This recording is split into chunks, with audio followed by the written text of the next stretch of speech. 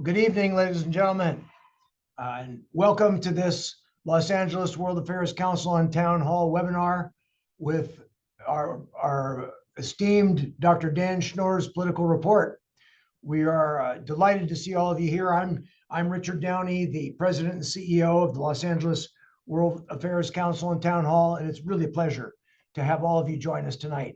You know, it's amazing. It's what's going on in the political world here in our country is changing at a dizzying pace.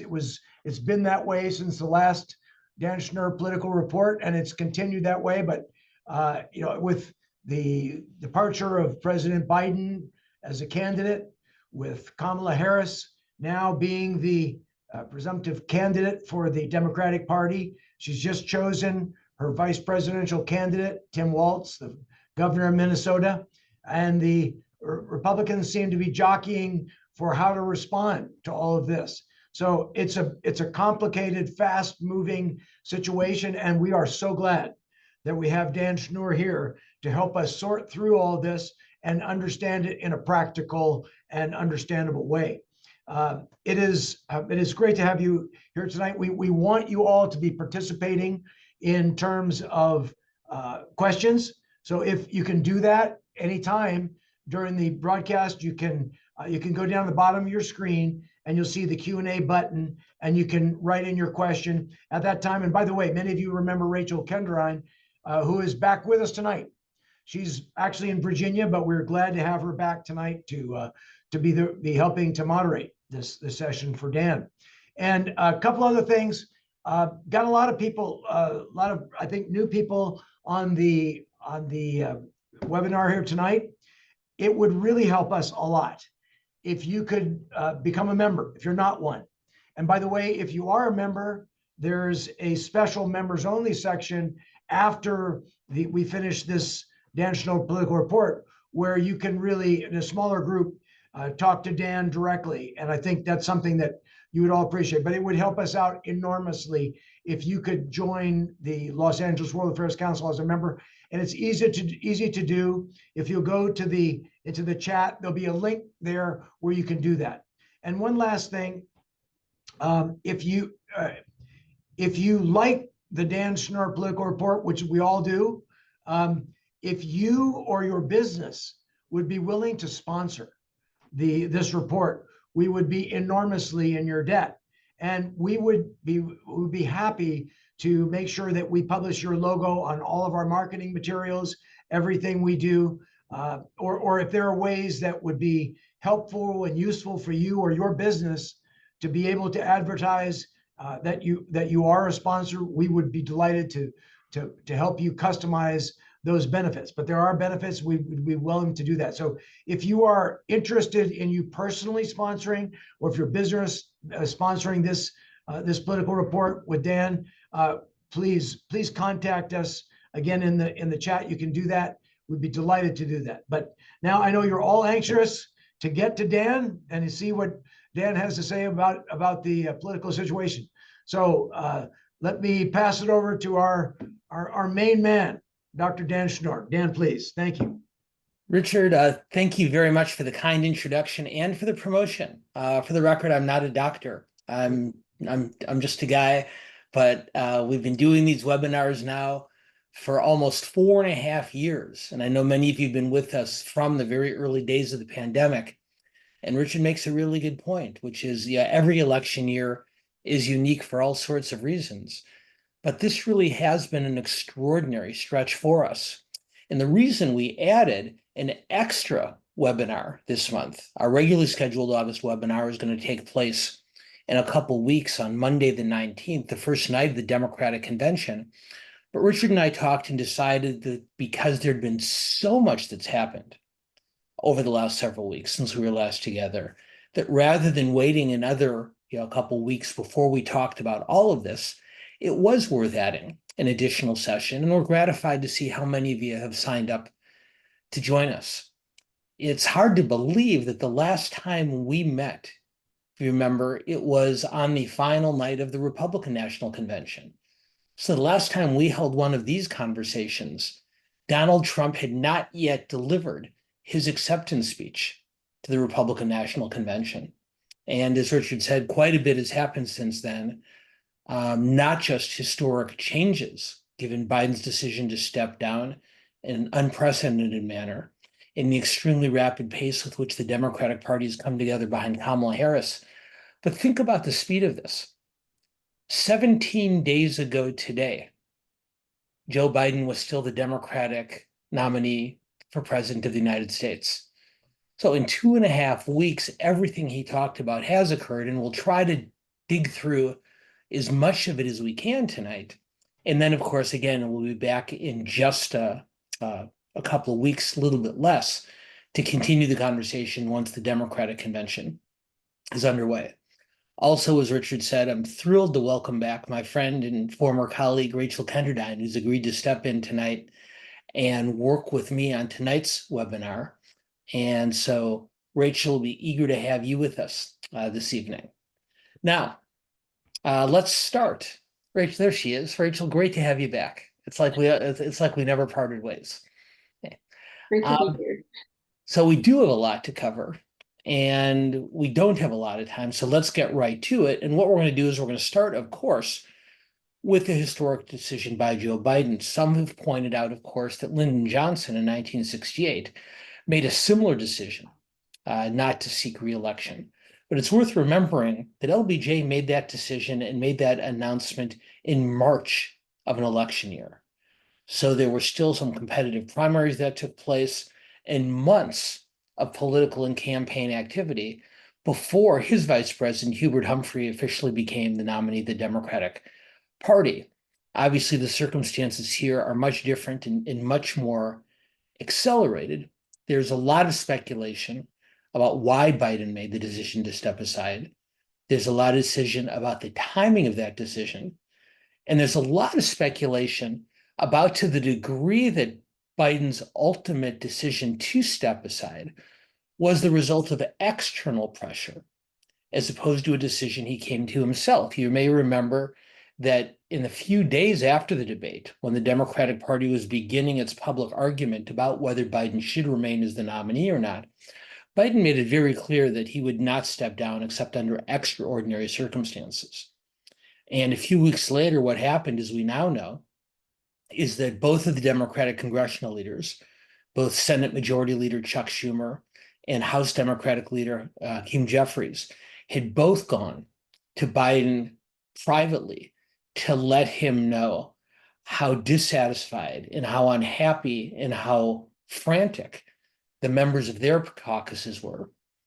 Although Barack Obama did not directly, it's been reported, tell Biden to step aside, it has been widely reported that Obama, while not directly engaging with his former vice president and the current president, was letting others know that he would be supportive of such a step. And in fact, there's speculation that when the Hollywood actor George Clooney published his opinion piece in the New York Times suggesting that Biden step aside, it's been reported that Clooney sent that piece to Barack Obama before it ran.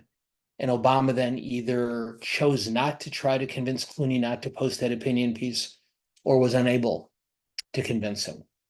We've also learned that Jeff Katzenberger, the Hollywood film mogul, who's been the chair of the Biden campaign, went to the president over this time period and made it clear to him that donations to the campaign had completely dried up, and that the large donors who had sustained Biden's candidacy were now holding off because they were not certain what he was going to do. And grassroots and online fundraising had come to an all but complete stop as well.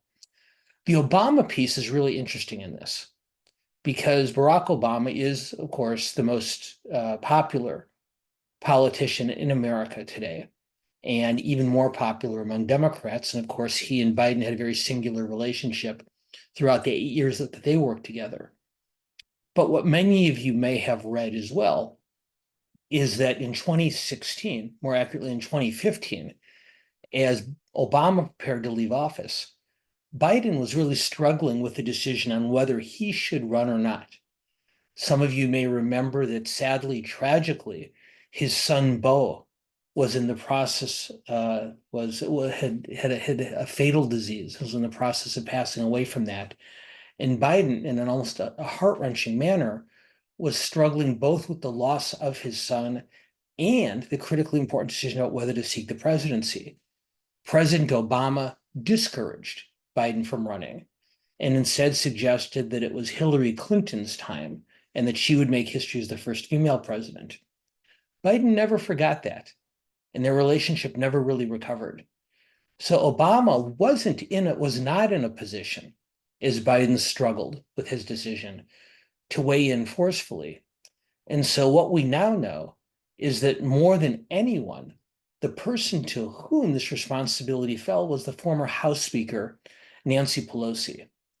And while Pelosi maintains that she never directly told Biden that he should withdraw from the race, it's very clear from reporting that has been done over the last couple of weeks that she played an instrumental role in that decision. And for those of you who haven't seen it, the Washington Post put up a story on its website just about an hour ago in which Pelosi talked about her role in Biden's decision in more detail than she has before. We'll try to get back to that later on today, but if not, I'd encourage you to read it after we finish tonight. So anyway, lots of other things to talk about here, but I want to get your opinion. And so Maddie and the amazing Madison Alt, who you may remember has now started working with us on a full-time basis at the World Affairs Council. Maddie, if you can put up the first poll question, let's get our groups thinking on Biden's historic decision. Very simple question for all of you. Did Joe Biden do the right thing? Option one, yes, it was clear that he wasn't going to win, and so he did the right thing by stepping down. Option two, no, making this switch was too big of a risk, and he shouldn't have done it. And third, of course, we always want to give you the option of saying that you don't know or that you don't have an opinion. And I don't think, Rachel, you can remind me on this, I don't think we've ever had a virtually unanimous decision here. Well, we have one person, I think just trying to make me look bad, one person out of our group who has said that Biden did not do the right thing, that making the switch was too big of a risk. It's one single individual. 97% of our group said, yes, Biden did do the right thing. It was clear that he wasn't going to win. And then 3% of our group being a little bit more cautious. But 97%, Rachel, have we ever seen numbers like that before? I don't think so. No, that's a really decisive number. And even I know we've been asking questions about whether Biden would withdraw for quite some time. Never seen anything like this before. But okay. So one thing I need to remember for our August 19th program is need to ask this group harder questions next time, don't you think? Definitely. Okay. But Dan, why do you think that Biden made the decision that he did? Excuse me. Well, as I suggested a moment ago, it's pretty clear that Biden, who had originally said he would only step aside if he heard directly from the Almighty, and then later adjusted that to say he would only step aside if his advisors told him he could not win. It's very clear that Biden, in the week or so in particular before he made his final decision, was on the receiving end of an extraordinary amount of external pressure. One, if you remember, we began to see Democratic members of Congress and other Democratic leaders beginning to come forward, starting with Congressman Lloyd Doggett of Texas, but then in accelerating numbers, other members of the House and Senate, going public, praising Biden for his service, but saying that he really should step down. And then, as I mentioned earlier, Hakeem Jeffries and Chuck Schumer meeting with him on behalf of their caucuses, Obama talking to him about whether this was the right decision to make or not, his campaign chairman, Jeff Katzenberg, saying there was no more money. But once again, although Pelosi has attempted to be very circumspect in her role in this, it's pretty clear to me, at least, that Biden would not have stepped aside if Pelosi had not played such an important role in orchestrating that outcome. Now, if you listen to what Pelosi said very carefully, she said she did not tell Biden to step aside. But it's very clear that she talked to, by her own admission, literally hundreds of Democratic leaders and officials from around the country. It's been reported that she encouraged all of them to call Biden's campaign leadership and White House senior staff. And although in their direct person-to-person phone calls, Pelosi apparently never did say, "Mr. President, I think it's time," I think she did make it very clear to him that that was the route that would be the most, not just useful, but necessary, not just for winning for the presidency, but the Democratic Party prospects going forward. So I don't think this would have happened without Nancy Pelosi. And once again, I would refer you to the Washington Post article I mentioned. I'm going to read just briefly from it. Nancy Pelosi said that she joined the effort to convince President Joe Biden to abandon his reelection because the president's campaign was losing badly and placing, quote, "rose petals," unquote, on the path to victory by ex-President Donald Trump. Quote, "Now I was really asking for a better campaign. We did not have a campaign that was on the path to victory. Members knew that in their districts," the former House Speaker said. Anyway, I would encourage you to read the whole article, but it's very clear that Kamala Harris would not be the Democratic nominee today, that Joe Biden still would be, had it not been for Pelosi stepping into this role. And it's very clear that the overwhelming majority of our group believes that that was the right thing to do. Now, as all of you know, within minutes, within less than half an hour after Biden's original announcement went up online, he followed with another announcement in which he issued a very strong endorsement of his vice president, Kamala Harris, as his successor. And by that night, over the course of several hours, Harris had effectively nailed down the nomination, making hundreds of phone calls to Democratic elected officials, party leaders, and donors to enlist their support. And by that evening, almost all of the other potential candidates, people who had been speculated about as potential contenders if Biden stepped aside, Gretchen Whitmer of Michigan, Gavin Newsom of California, Josh Shapiro of Pennsylvania, Pete Buttigieg, the transportation secretary. By that night, they had almost all of them had announced their support for Harris. But this is why timing was so important. Because if Biden had made the same decision earlier in the year, say January or February, or if he'd even made the decision right after the June debate that precipitated this whole drama, there would have been time for at least the possibility of a series of candidate debates, possibly even a few primaries, some type of competitive process that would have allowed the Democratic Party to select the candidate who they believed was most skilled and best prepared to take on Donald Trump in November. And on this incredibly short timeline, that obviously wasn't possible. So I think what I'd like to do is to take a step back here, and let's just assume that the timing hadn't been quite so abbreviated. Let's ask our audience, if we can, Maddie, a variation of the question we've been asking them for some time now. And if we can ask you all, question number 2, who do you think was the best choice to replace Biden? Do you think it was Kamala Harris? Do you think it was Gavin Newsom? Do you think it was Gretchen Whitmer? Do you think it was Pete Buttigieg? Or, even though we know she made it clear that she's not interested in the presidency, was it Michelle Obama? Who do you think was the best choice to replace Biden?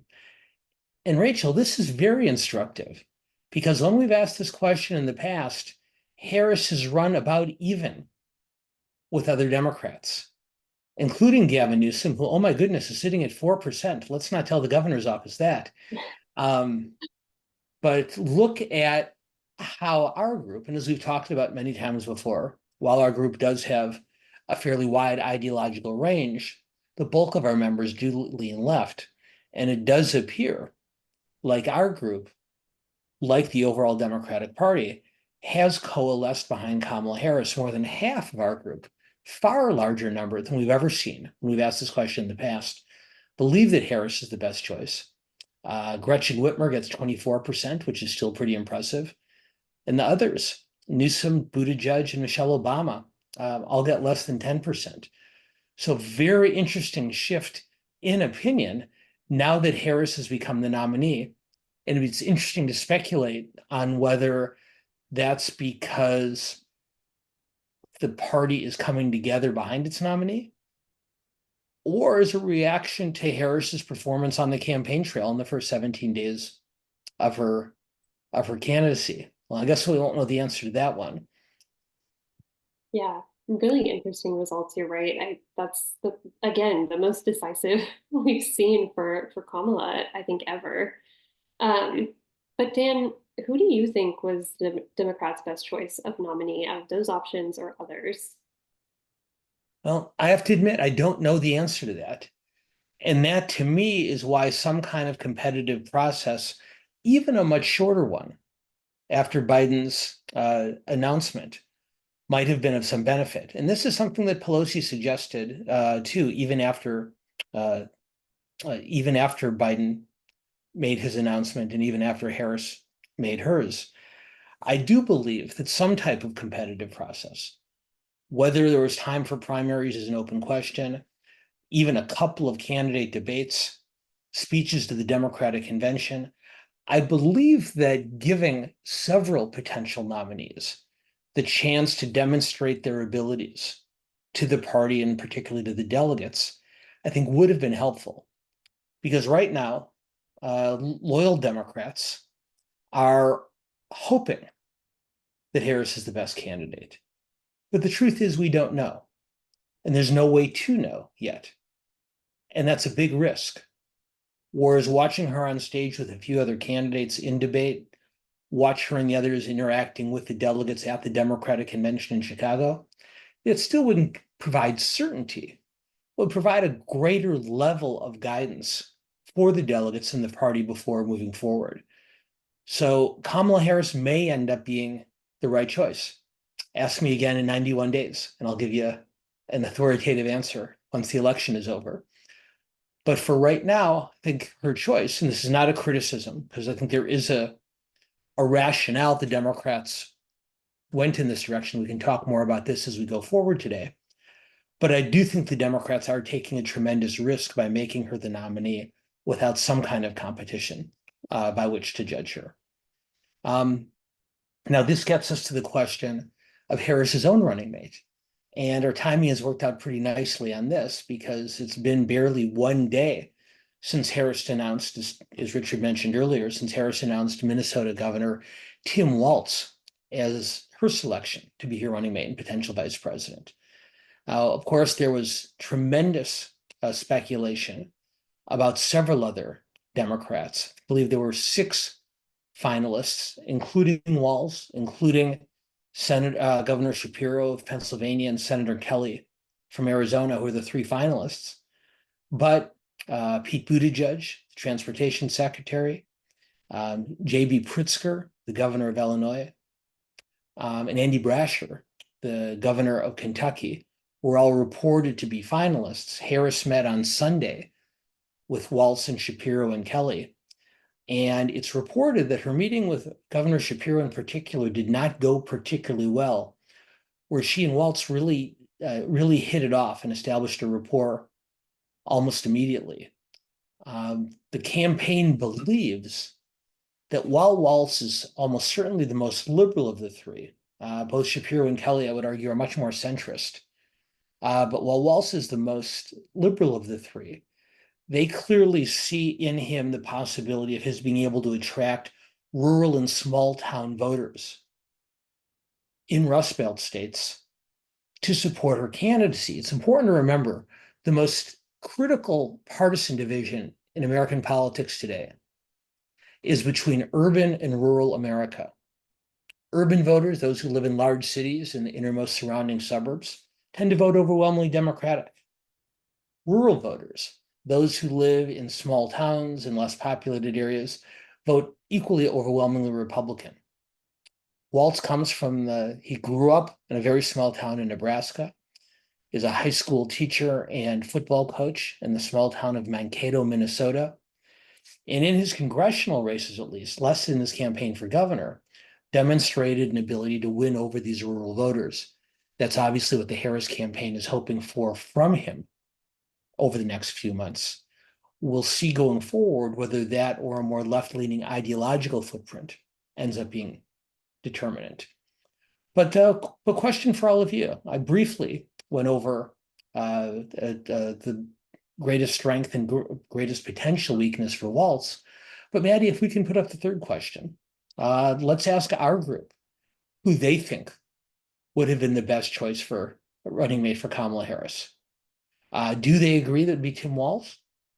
Or alternatively, we've got Andy Beshear, as I mentioned, the governor of Kentucky, Josh Shapiro. I think I said Mark Shapiro a bit ago, and I don't know who that is. But in any case, Josh Shapiro is the governor of Pennsylvania, Gretchen Whitmer, the governor of Michigan, and Mark Kelly, the U.S. senator from Arizona and husband of former U.S. Representative Gabrielle Giffords.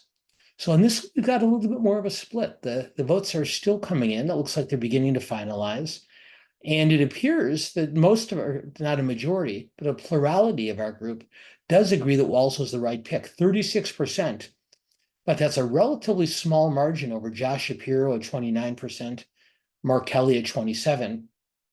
Beshear is down at 7%. And Whitmer, I suspect, that's less of a judgment on her capabilities and more concerns about the potential of having two women on the ticket. It's worth noting that all 6 of Harris's finalists were white men. And so it sounds like they decided that the country is not quite ready for a more aggressive shift in that regard. So our group says Walz, but that's hardly acclamation, is it, Rachel? No, definitely not. Super close on this one. But who do you think was the best choice of running mate for Kamala Harris? Well, again, ask me for sure in 91 days, and I will tell you what the right answer is.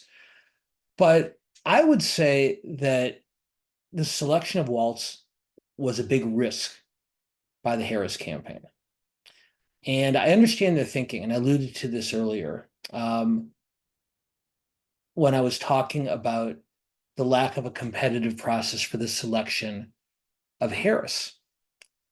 Those who wanted Harris to become the nominee right away weren't opposed to a competitive process, but they were concerned that they needed to remotivate their base. The most loyal Democratic voters, young people, non-white voters, single women, and other progressives, were very demoralized by the Biden campaign. And they felt if there were another few weeks of back and forth and debating and negotiating, that would really have a negative effect on Democratic voters' level of enthusiasm. So they felt that by moving to Harris and unifying behind her quickly, that would motivate, that would inspire the base. And they were right. For the past 2 weeks, we have seen a Democratic Party energized in a way that I would argue has not been the case since 2008 in Barack Obama's campaign. And a lot of more liberal Democratic Party leaders told Harris's advisors, they said, if you pick a centrist like Josh Shapiro, if you pick a centrist like Senator Kelly, that enthusiasm is going to dissipate. A lot of the progressives who are now very excited are going to become much less enthused. So they clearly picked Walz in order to energize their most loyal supporters. But I know that in order to win a campaign, a competitive election in this country, you have to do 2 things. You have to motivate your base, and you have to persuade undecided voters who are beyond that base. And so far, Harris has shown a tremendous ability, an admirable ability, to mobilize and excite Democratic base voters. She has not yet, at least that I've seen, made a significant effort to persuade swing voters. And I think Kelly, who's known to be much more aggressive on border issues than most Democrats, and Shapiro, who has positions closer to the political center on education, on environmental policy, and most notably on Israel and the Middle East, might have better positioned her to reach out to that center. Shapiro in particular is not just the governor of arguably the most important state in the Electoral College, the state of Pennsylvania, but Governor Shapiro has uncommonly high approval ratings in the state of Pennsylvania. And when you can take a governor with a 61% approval rating in the most important state in the Electoral College, that's a pretty tough thing to pass up, but maybe one of the things that we'll get into in the question and answer is how some of the resistance against Shapiro arose and may have made the selection of Walz an easier one. So Harris may motivate the base. We'll see. And she may motivate the base to an extent where she can win the election without as many of those swing voters as candidates normally need. But I do think that's a risk in picking Walz was a risk as well. Let's broaden the conversation a little bit out from just running mates. And let's also, you've told us pretty emphatically you thought that Harris was the right person to be the Democratic nominee. But now, Maddie, if we can put up the fourth question for our group to answer, we're going to ask you, do you think that Harris will be more or less likely to win than Biden? What do you think the impact of all of this is, of Biden stepping down, of Harris stepping up? Do you think that helps the Democrats? Does it give them a better chance of winning? Does it hurt the Democrats and help Trump? Or no change?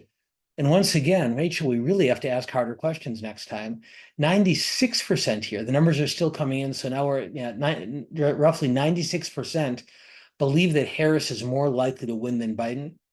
Only 2%, so a little bit more on the no side than we saw on the previous question. But only 2% think she'll be less likely. And 2% say no change. So yet another landslide, huh? Yeah, it's really incredible how many of those are happening tonight. But I want to ask you the same question. Do you agree with the audience? What do you think the impact of Harris's nomination will be? Well, who am I to question our audience and the wisdom of the people who join us every month, particularly when they say in such decisive numbers that they prefer that they believe a certain outcome? I do agree with them. I think Harris is definitely better positioned than Biden to win this election. As I mentioned a moment ago, Biden simply could not motivate the Democratic base.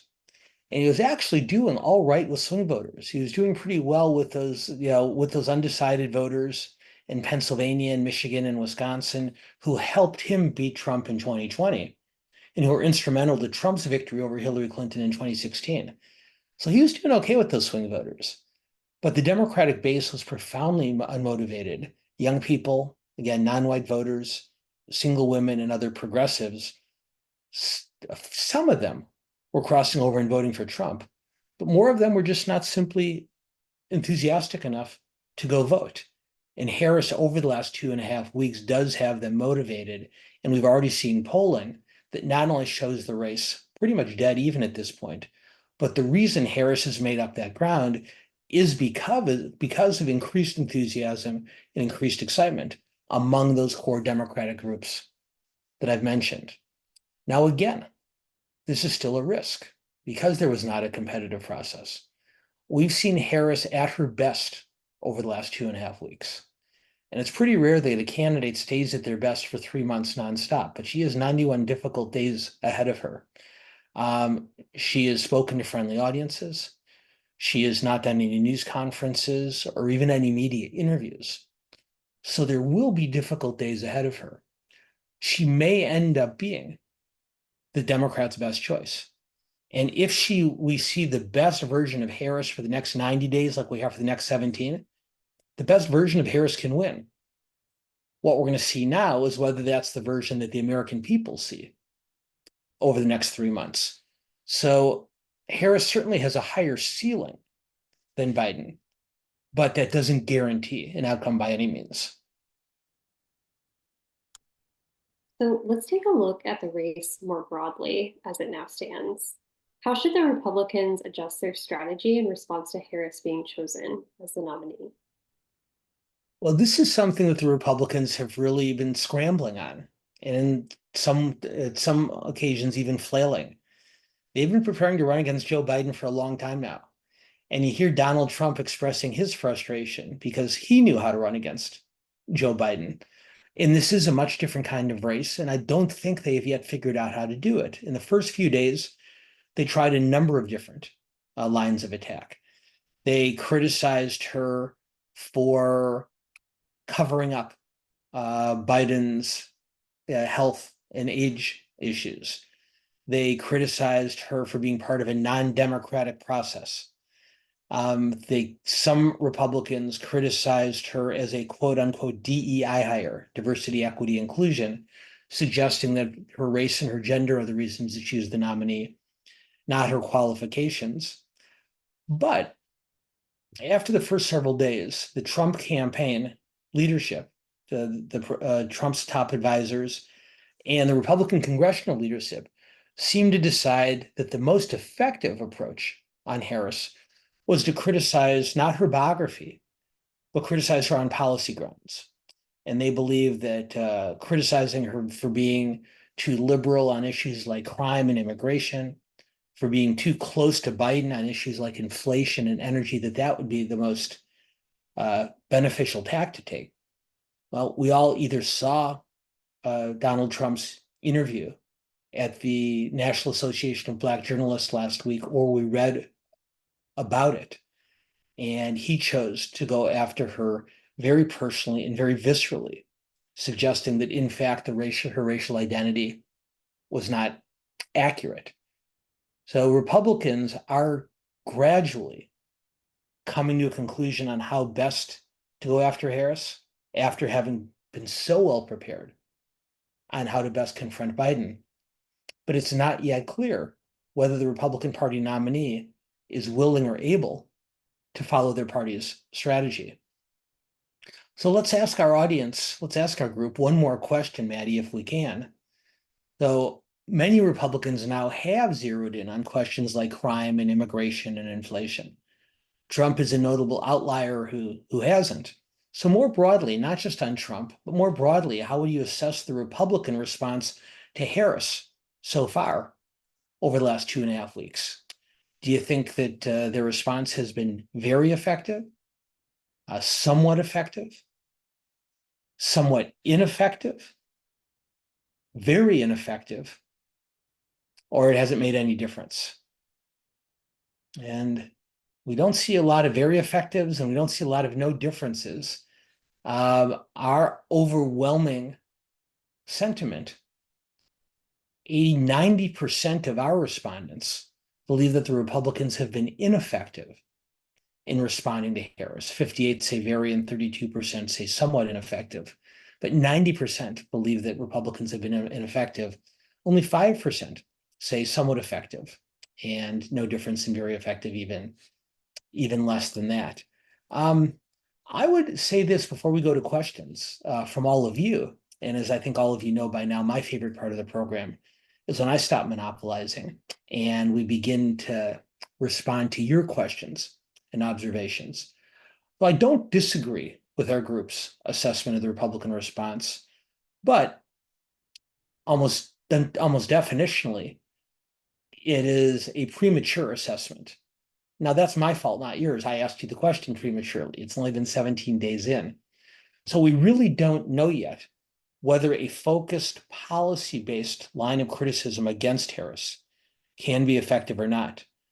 So far to date, it has not been the case, just given the extraordinary levels of enthusiasm that Harris is engendered from the Democratic base and from her party loyalists. But as she begins to reach out to the political center, let's keep an eye on this.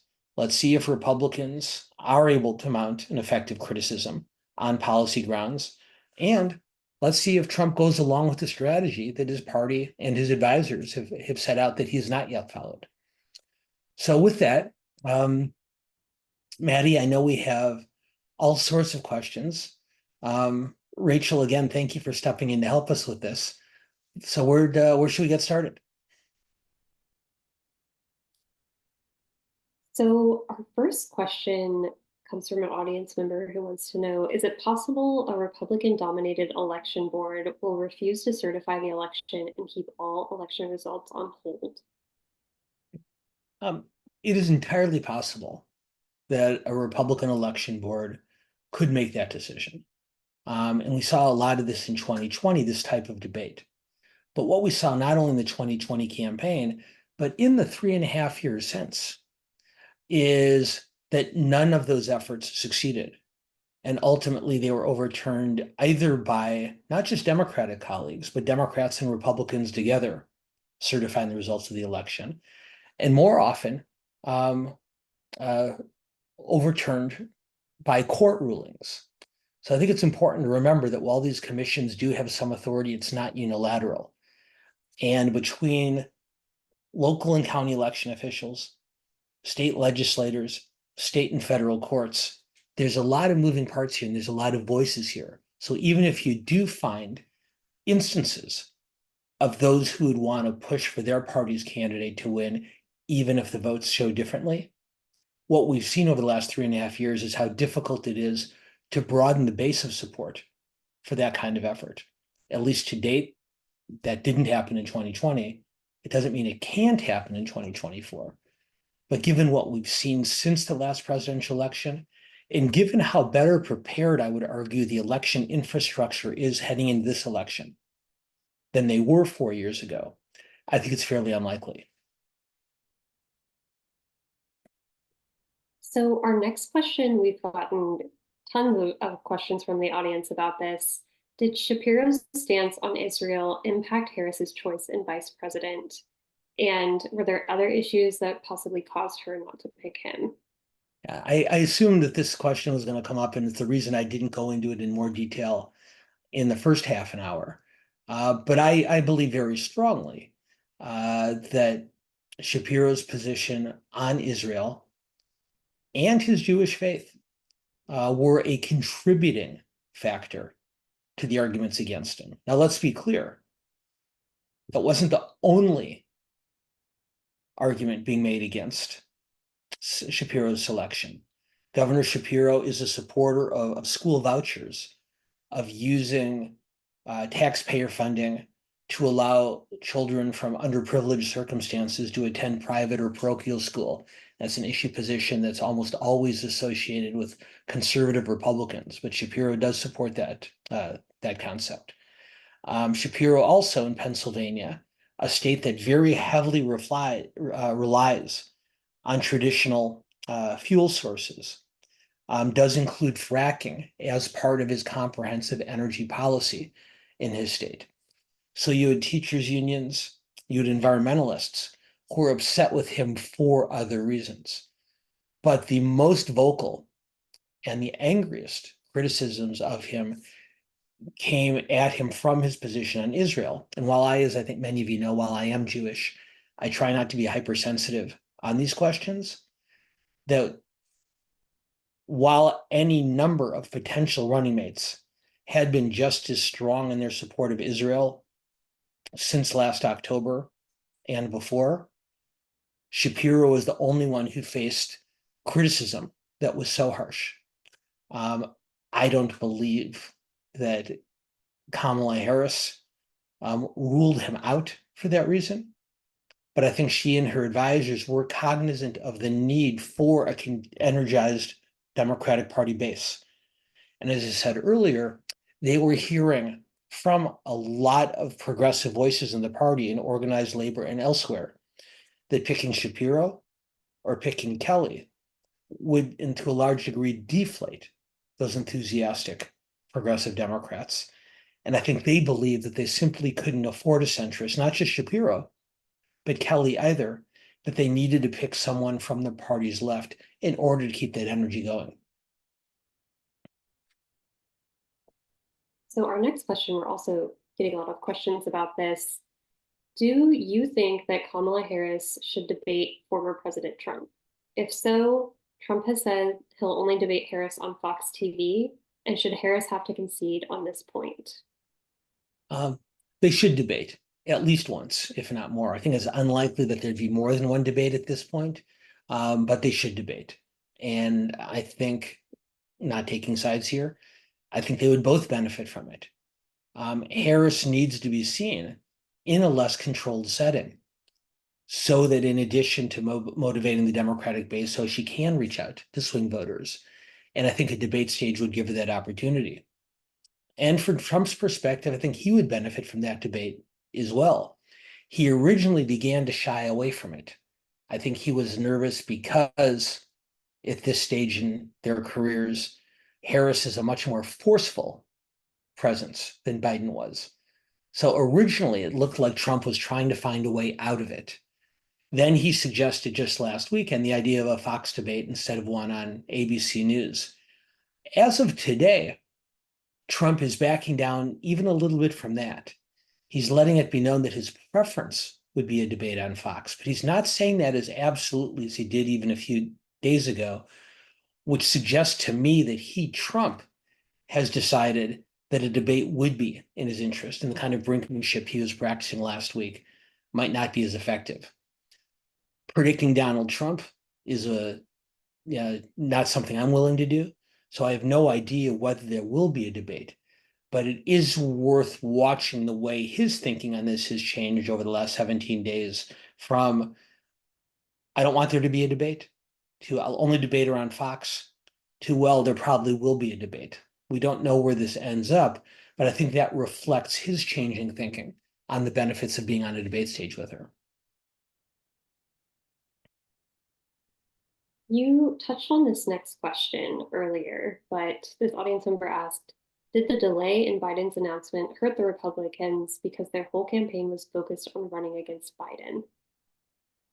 It may. And as we talked about a few minutes ago, the Republicans did struggle a bit to readjust their message. And even while the Republican Party seems to be headed toward a particular course with a specific policy focus, that's not by any means uniform within the party, starting with Trump, who are still arguing in other directions.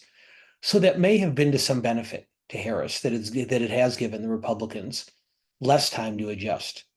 But there's 3 months to go until Election Day, and so that's plenty of time for them to settle on a new message and strategy. I really do believe that the Democrats were harmed more than Republicans by the fact that Biden waited so long to make this decision. Once again, if you made it 6 months ago, you would have seen a more traditional competitive primary process. But even if he had stepped away a week after the June debate, I think that would have left sufficient time for even a truncated debate and primary process. Failing that, as I said earlier, I'm not suggesting that Harris is a bad selection, but it's a much greater risk to select her without that kind of competitive process than it would be to allow her to earn and demonstrate to earn the nomination and demonstrate to the party that she'd be the best and most capable person of taking on Trump.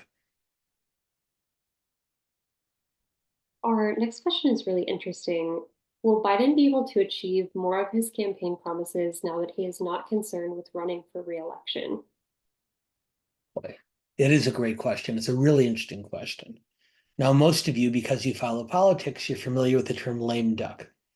And a lame duck is an office holder, not just a president, who is in their last months in office, not seeking re-election, and therefore presumably no longer has the political capital to accomplish policy or political goals. And that had been Biden's concern, I think, for some time. What appears to be the case now is, in fact, stepping off of the ticket may give Biden more of a chance to establish his international and foreign policy goals than he might have been able to do otherwise. It's difficult to see any significant domestic policy coming out of Congress and making it to the White House between now and November. And if something does, I don't know that Biden's status will really affect that or not.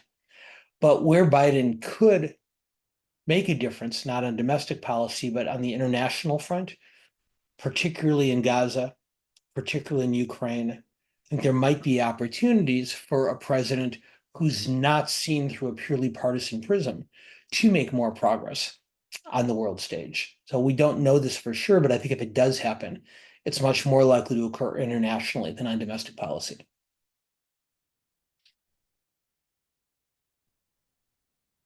Next up, do you think Trump made an error choosing Vance, and why or why not? Well, once again, it's a bit premature, and I know I sound like a broken record, but ask me in 91 days.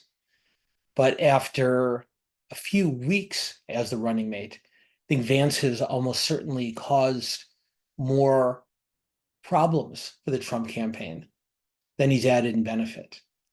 He's found himself involved in a couple of very peculiar controversies one over the advisability of women not having children, and the other, even more oddly, over the decision by Simone Biles not to compete in the 2021 Olympic Games when she stepped aside because of mental health issues. So the first rule for a running mate is do no harm. And Vance does have the capability of appealing to the Republican base, to very loyal conservative voters, in the same way that Walz might be able to appeal to the most progressive voters in the Democratic Party. But so far, at least, these controversies have overshadowed these efforts. We'll see in the weeks ahead whether Vance is able to adjust his role in the conversation so it can be more productive for his ticket. It is worth noting that this week, as Harris and Walz are campaigning around the country in each of the key swing states, that the Trump campaign has assigned Vance to bracket them, to go to the cities where they're going in advance of their stops. So it's clear that even though he has created some controversy over the last few weeks, it does appear that they still do have some faith in him and his communication skills. We'll see if this ends up being a smart decision or not. So switching gears a little bit, this audience member asked, what are your thoughts and opinions on the role of generative AI, voices, videos, etc., in this election? The audience member said that their parents received lots of links and videos from their peers containing AI-generated sounds and images, and they're concerned about that. Well, I would say the same thing about generative artificial intelligence that I do about almost any unfiltered online political content. The general rule should be, if something seems too good to be true or too bad to be true, then take a few minutes to check it out and see if you can verify it from more reliable sources. We had a very similar conversation in the early days of the internet in the 1996 and 2000 presidential elections. The only difference is we were talking about printed material online versus audio and video. Now, obviously, audio and video is that much more emotionally impactful because it's much more visceral, because we can see and hear it rather than reading it. But generally, the dynamic is the same. If you don't have the reliable oversight of a mainstream media organization, then generally speaking, if something seems too good or too bad to be true, it probably is. This is a longer conversation for another webinar, so I'll just mention this briefly, and then we'll go on to the next question. But again, I think this reflects a broader challenge with the change that's taken place in mass communications over our lifetimes. Many of us, at least the older members of our group, myself included, we grew up watching 3 anchors on the network news at night and relying on a daily newspaper in the morning. In other words, we had screeners. We had editors and news directors and journalists whose job was to separate out real news from fake news, if you will. And so we could be reasonably confident that when we watched the evening news or read the morning paper, that we were being presented with real news because someone had filtered it out. All right, so now that gatekeeping role has passed. And instead of the gatekeepers being about a dozen white men in New York or Washington, every one of us is our own gatekeeper. And for those of us who want reliable news and information, it's now up to us to check that unfiltered flow when it comes across our computer screens. We don't have Walter Cronkite or David Brinkley to do it for us. We need to do it for ourselves. Those who choose not to accept the role of gatekeeper are leaving themselves very vulnerable to unreliable information, whether it's in writing or audio or video. Those of us who want to make sure that we can separate what's real from what's fake need to put in that extra time and effort. There really is no way around it. So I think we have time for one more question. Switching gears again, are undecided voters now such a minority that both parties are really putting their focus on turning out their base rather than swaying the undecideds? Or what do you think the strategy is there? Well, I think the question is a smart one, and it really does reflect to me, the biggest change that's taken place in American politics over the last generation. When I was coming up in politics, a long, long time ago in a galaxy far, far away, we were taught, Democrats and Republicans both, we were taught what was called the 80-20 rule. And the 80-20 rule, as its title suggests, means that you were to spend 80% of your time and 80% of your resources and 80% of your money talking to the middle 20% of the voters, because those swing voters decided elections. And over the last quarter century or so, what we've seen happen gradually, and I would say Trump is an intensification of this trend, definitely not a cause of it. But what we've seen over a quarter of a century or so is American politics changing so that the two parties spend much less time talking to those voters in the center of the political spectrum, trying to persuade them, and much more time trying to motivate their respective bases. So the questioner's point is dead on. One reason for that is just human nature. It's a lot easier to remind people when they already agree with you about something than it is to persuade them of something new. But the changes in communications technology, and I really do believe that the upsides far outweigh the detriments of these advances, but the changes in communications technology make it much more difficult to reach those swing voters and much easier to reach your base vote. On most online communication, if you don't want that information, you can avoid it. And we generally, just human nature being what it is, we tend to rely on sources for information that already agree with us. And so if it's harder to reach those swing voters than it used to be, and therefore it's more expensive to reach those swing voters than it used to be, well, it's not surprising that both parties spend more and more of their time talking to their most loyal supporters at the extreme ends of both parties. At a certain point in the future, probably at about the point, Rachel, that your generation takes over the mantle of political leadership, I think this increased polarization will ultimately lead to a third party or multiple party system in this country. But I think that's still a ways off. And I think that's something that the millennials are going to do for us rather than us boomers and Xers. Yeah, I think that will happen eventually, but who knows when. Thanks so much for letting me join you, Dan. I really enjoyed being back, and I'll turn it over to Richard now. Rachel, thank you so much for coming back. For those of you who are fans of the Godfather movie series, you may remember in Godfather 3, Michael Corleone was complaining. He said, "I keep trying to get away and they keep dragging me back." Corleone was talking about the mafia. Rachel, we're going to keep dragging you back. So thank you very much for your help. I'll be happy about it. Thanks, Dan. Richard, the floor is yours. Oh, well, thank you so much, Dan. And Rachel, we really appreciate you you stepping in tonight, and hope you'll continue to do this and hang with us, because I mean, Dan, thank you so much for always insightful analysis. It's something I know Rachel enjoys, Katie enjoyed it, we all do.